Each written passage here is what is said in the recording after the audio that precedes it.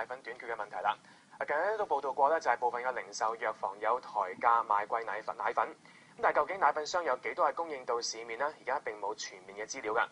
有立法會議員就批評資訊唔夠，唔單止令到市民同政府冇辦法監察供應，亦都令人懷疑奶粉商有冇隱瞞事實。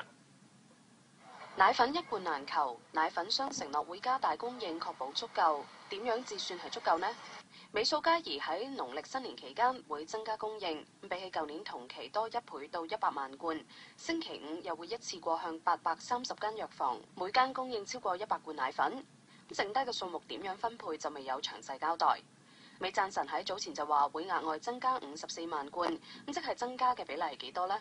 美贊臣以商業秘密為理由拒絕透露平時嘅入貨量。有立法會議員認為奶粉短缺嘅問題已經引起廣泛關注，咁認為奶粉商應該清楚交代數據。